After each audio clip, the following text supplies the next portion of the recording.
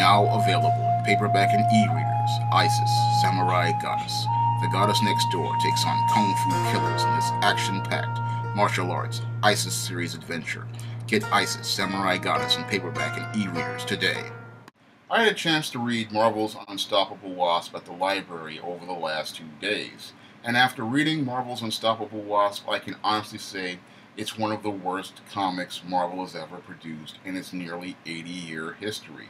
With Marvel's Unstoppable Wasp, there was a idea to go out here and make a heroine who would make science appealing to girls. Unfortunately, that concept falls apart due to the poor execution by the writer, who really doesn't understand whether he wants to write a traditional Marvel comic or if he wants to write a manga-style comic. And because your Unstoppable Wasp has a disjointed direction, the whole book just falls apart from the premise of the first issue. Now, in Marvel's Unstoppable Wasp first issue, there are numerous technical errors on the first page. And the first page of a first issue should really do 3 things. One, it should introduce us to the main character on the splash page. And the splash page is one single image of the character doing their thing and headed towards some sort of place to let us know who they are, what they want to do, and why we should care. And it's hard to see that from the first page of the first issue of The Unstoppable Wasp, because when you look at the first page of The Unstoppable Wasp, we get this first panel, which is an establishing shot of the city in the distance, in a neighborhood, and that's not a strong way to open a first issue. Then it transitions to a close-up of Nadia Pym looking at some Pakistani donuts in a Pakistani bakery where she's hanging out with Kamala Khan, and we get this whole dialogue about donuts. That does not tell us who the main character is, what she wants to do, or why we should care to pay $3.99 for this comic to pick up this issue. So when you look at this first page, it does not give you that incentive to go out here and turn the page and continue reading the story. So this first page is a weak page, and it looks like, again, an attempt to try to sell a manga-style story in the Marvel Universe. However, the whole concept from the execution is all wrong. The reason why creators use a splash page is to show this character in action and then show them going somewhere so that the reader can turn the page and find out what they're going to do. Now, a stronger splash page would have been showing the Nadia Pym character in her costume flying down that city street and then showing her going somewhere, which was what they were trying to do, saying that she was going to buy these donuts before she went to the INS office to talk to the INS people about her citizenship. Now, again, stronger splash page would have shown her in her costume, flying towards the INS office, and then that would have set up the story to let us know who that main character was, what she wanted to do, and we would have had a reason to care. We would have gotten into this story in less than 3 pages, and that would have given the reader a reason to start to see why this character would be called the Unstoppable Wasp. But from the way it was executed, we don't get to see that. Instead, what we get is a whole bunch of scenes with her talking about donuts and food, and then going to the INS office. And that segues into a fight where Mockingbird is having a fight with a big robot, and then as Mockingbird is having this fight with this big robot, the Wasp comes in to help. And again, that's not a really strong setup. It doesn't make the character appear compelling, and it really makes the heroine a background character in her own story. Instead of the character being actively involved, she's looking passively involved. And when you have a story that features a heroine, you want the heroine to be front and center in her own story. That's what you want in a good story, is you want the heroine front and center taking on the villain. But in this book, she's passively towards the side, and Mockingbird is in the center, and then she comes in to help. And that's not what you want in a first issue. In a first issue, you want that showcase of the main character doing their thing. And that's the big problem with Unstoppable Wasp, where it just does not have that setup so that the character appears strong, appears compelling, and grabs that reader and makes them interested in the character. Now, the other problem with the Nadia Pym character is that she just doesn't have a really solid personality. And that's another big problem that I've seen with a lot of heroines in a lot of comics, is that they don't really set up with a strong personality or a strong voice. So that makes it next to impossible for the reader to identify with the character or relate to the character, their story, or their experiences in the story. Because as I was reading this Unstoppable Wasp and we got into this battle, I did not see anything that would make me connect with this character. This character is just so one-dimensional. She just comes across as flat, and then the way she speaks and doesn't sound like any sort of 16-year-old teenage girl. So I don't see anybody that I would know or anybody I would want to be a friend with in this story. And when you have a superhero comic, this character has to be someone everybody can relate to, everybody can see their experiences in, and someone with a voice that speaks to the reader. And when I read your Nadia Pym's dialogue, it just came across as bland, very generic, and it just did not really come off the page to really speak to the reader.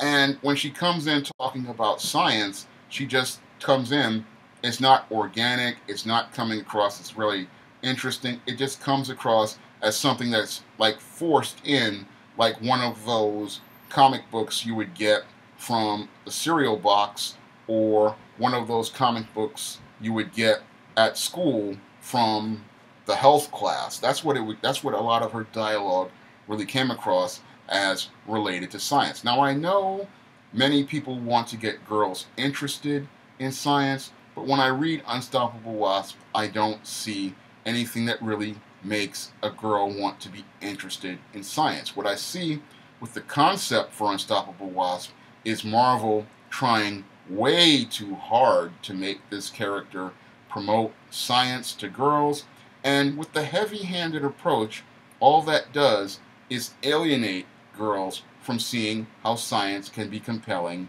and interesting. Now, I've written stories where I have applied science to characters like the ISIS series, and in 3 ISIS series books and 1 E-Steam series book, I show how to make science appear to be fun and compelling to girls. And in one of the first books I wrote, where I was working on the whole concept of making science interesting for girls, I applied approaches that I knew that girls would like, and this was a story called Isis the Beauty Myth. And in Isis the Beauty Myth, I went and took the Isis character and I had her going shopping at this sepia store, which was inspired by Sephora, and they're going to this store, Sepia, and they're talking about buying cosmetics, and it all transitions into the bad guy who is using spyware in her computer apparatus to figure out how to reverse the aging process. So I take science and I make it interesting, because I'm talking about things that women usually use, which is cosmetics, and there's a science behind cosmetics, and this is something that usually most girls like, and this is why the ISIS series book, The Beauty Myth, was really, a lot of girls liked it, because I talk about science in a way that's appealing to girls. I talk about the cosmetics industry, and I talk about the science as related to cosmetics, and I also talk about self-image, body image, and self-worth in the story of Isis, the Beauty Myth. And in another Isis series story, the follow-up to Isis, the beauty myth, Wrath of the Cyber Goddess, I also talk about girls in science. And in that story, I show how the Rahima character who runs the Sepia Corporation becomes obsessed with Isis's beauty as a goddess and decides to turn herself into the cyber goddess using the nanocell technology she has created in her own laboratory. So the character goes from being a cosmetic scientist to a mad scientist, and she uses that science in a way to turn herself into the cyber goddess and goes to take on the Isis character. And that was one of the things that leads to the building of the relationship and the rivalry between Isis and the cyber goddess in those two stories. And in both of those stories, I show how you can use science and make it appealing to girls without being heavy-handed. The way I execute the concept is to take the science concept and make it something fit organically within the story and make it something that's relatable to girls and things that they use in their everyday lives, because there is a science to cosmetics and there is a science to beauty products, and I use it in a way, again, that makes it appealing to the everyday girl and the everyday woman. And because I make it appealing to the everyday girl and the everyday woman and something that they see science as something in their everyday life. And a good comic book writer wants to make those concepts, yes, they use comic book style ideas, but they make it where it's applied to everyday life. Now, there's another story that I wrote in the Isis series called Samurai Goddess, where I also use science. And in that story, I have Isis taking on these kung fu killers who they call the manga girls, and they're trying to kill this girl who has created this fusion cell battery. And again, I use science, but I also go in here and I give you that action and adventure story. Now, there's another story I did applying science, but this one was a little different. This was an E-Steam series story called E-Steam Fairy Tale. And in Fairy Tale, I take a jab at the modern day fairy tale, but I also use some concepts from science in that story as well.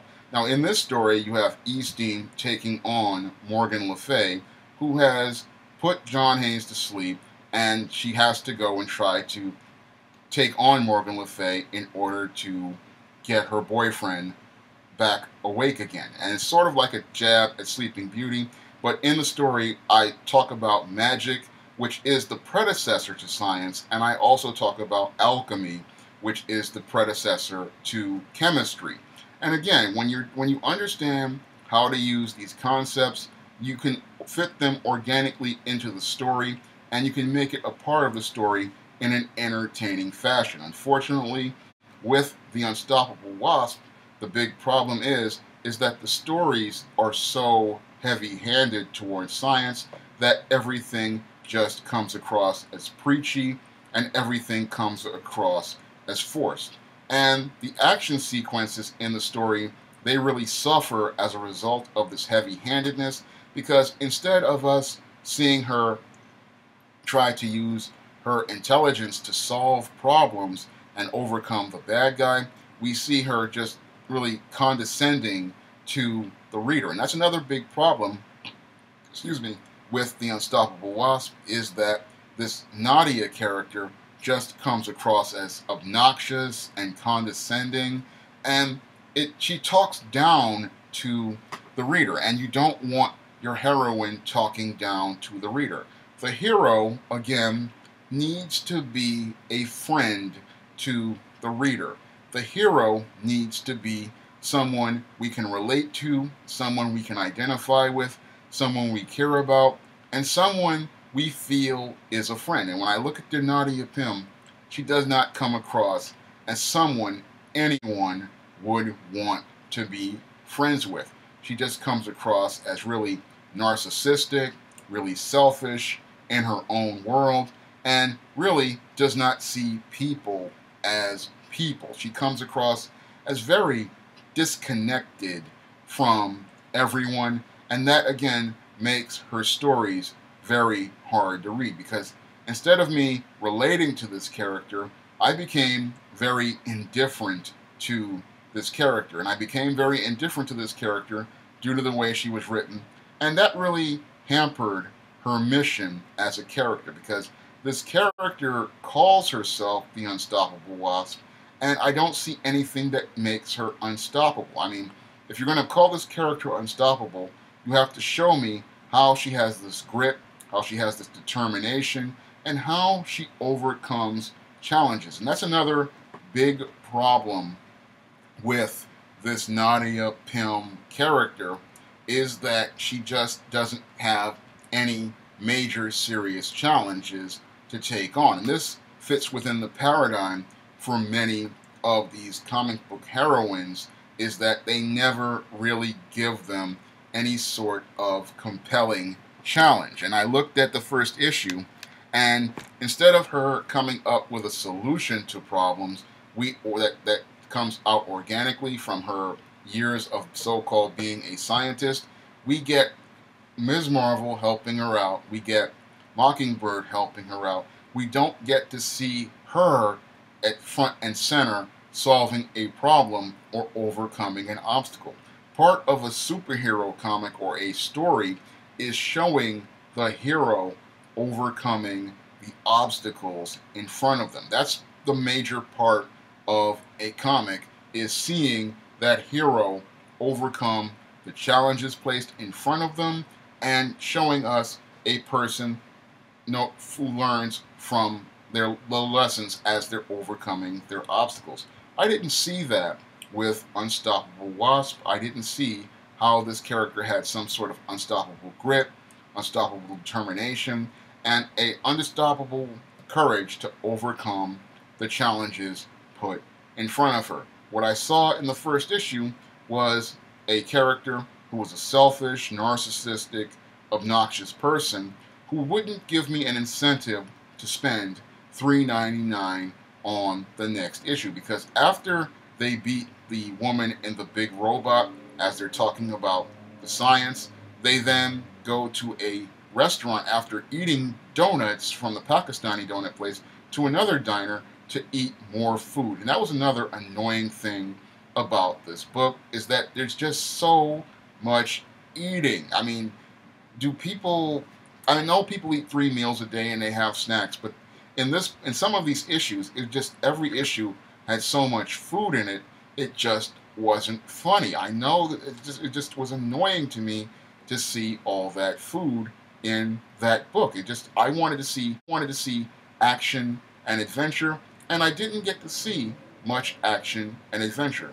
What I saw was people dumbing down the comic book paradigm and the story model to try to make it appealing to girls, and trying way too hard, because as I read each issue of Unstoppable Wasp, I just, again, did not see a very compelling story as related to this Nadia Pym character and why I should care about this Nadia Pym character. I did not see anything as related to a character transformation arc, and I did not see her having relationships with any of the characters in the story, because after she goes out and her and Mockingbird and Ms. Marvel beat this woman in the big robot, she then talks about starting her G.I.R.L campaign, and then goes to recruit teenagers to be part of her Burger King Kids Club.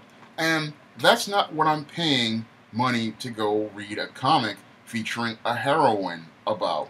Now, when I was doing the ISIS series, I always made sure that ISIS always had a bad guy to take on, a challenge to overcome, and an obstacle to face. But with this Unstoppable Wasp, we don't get to see her overcoming any sort of obstacles, taking on any sort of challenges, facing any sort of real conflict, or solving any sort of problems on her own. Everything is about her recruiting girls for her G.I.R.L campaign and pushing all sorts of girl power, but none of these characters really come together in a way where they form actual friendships or relationships with each other in an organic fashion. We never get to see Nadia connect with these people. We just see her recruiting them for her campaign and her nonprofit, but we don't get to see her really meeting these people organically in an organic fashion. I would have, if I were writing this series, I would have it where she's taking on different bad guys, and then she's meeting these different people, and as they meet to come together, she's starting to talk about what she wants to do, and it all comes together organically.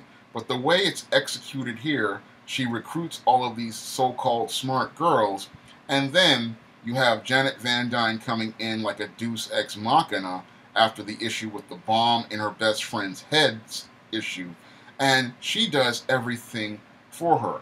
That's not what I would want to see in a story featuring a heroine, because that's not a strong character transformation arc for that character. What I want to see with a character like this is her running into obstacles with her citizenship, running into obstacles as she's taking on these bad guys, and running into obstacles as she's trying to make friends in a new country. And we didn't get to see any of that due to the poor one-dimensional writing in this series. The writing in this series is one of the things that prevents it from being a good series.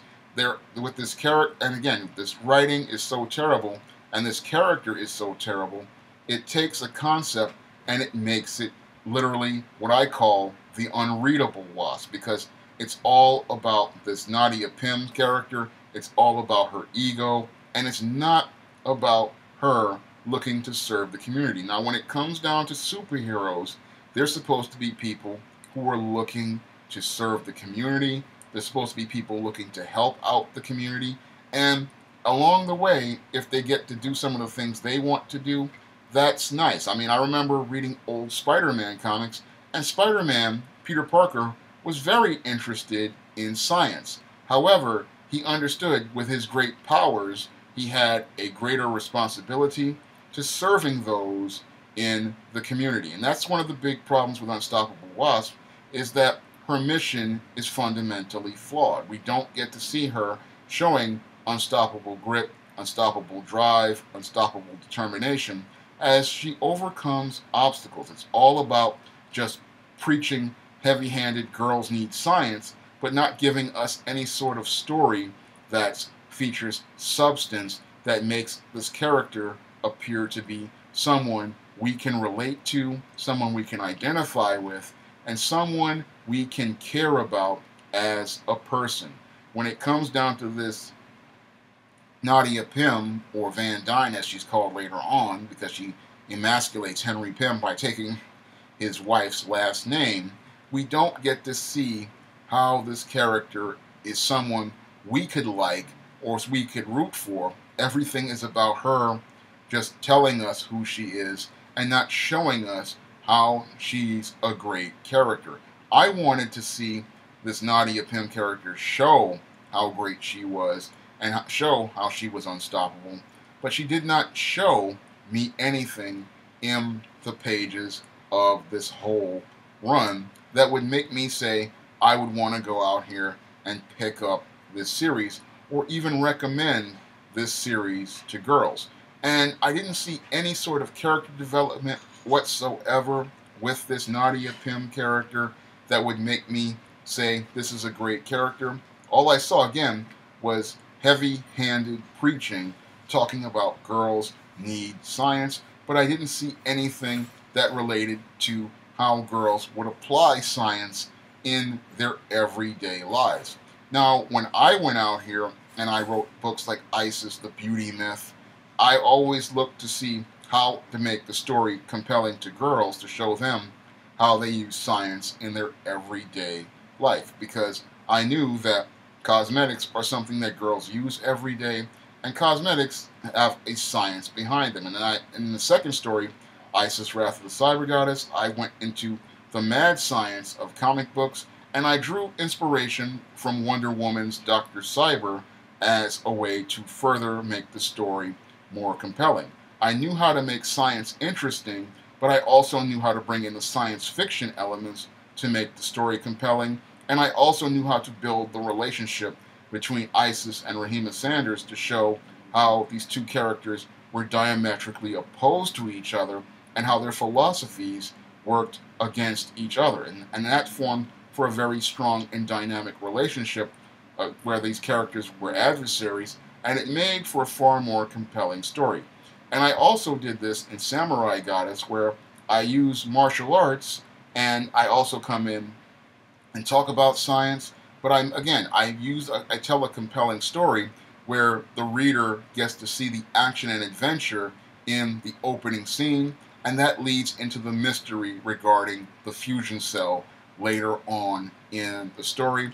And I also talk about the relationships there. Again, Isis forming a friendship with the Misaka character, and her looking to be a protector like she was back in ancient Japan, where she was a samurai, and there were female samurais, and that's another thing I wanted to talk about in that story, and her continuing on with her Golden Lotus legend. So I went into the story, but I gave people a lot of layers, I gave them a lot of depth, and I gave them some complexity so that when they read the story, they could connect to the characters, they could relate to the characters, and they could relate to the experiences of the characters, and that made the story an entertaining one for the reader. And I also did this with Eastern Fairy Tale, where I talked about science again, because alchemy is the predecessor to chemistry, and I did that with the Morgan Le Fay character, who has gone on to become this business owner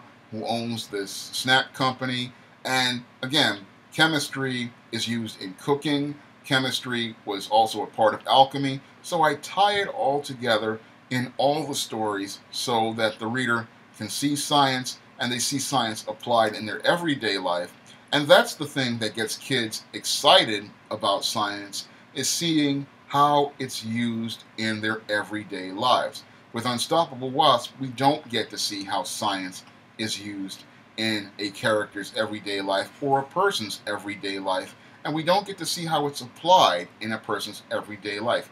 We get preached that girls need to get into science, need to get into STEM, but we don't get to see them using everyday science in their everyday lives. And that's where the Unstoppable Wasp really fails, because it's supposed to be this story that gets kids into science, but it fails because it just spends so much time preaching at the reader instead of trying to tell them a compelling story that will give them a reason to go out here and learn more about things. I learned more about science from a Spider-Man comic than I would from the Unstoppable Wasp. That's how bad this comic is, and it's what's sad is that Marvel could have done something very compelling if they understood how to execute on the concept.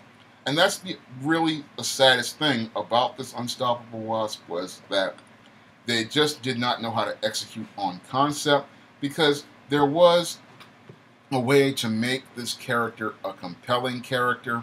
There was a way to make this character an interesting character, but because the writer they hired just did not know how to tell a story and went with this very flat and one-dimensional story, the whole series just fell apart in the first issue.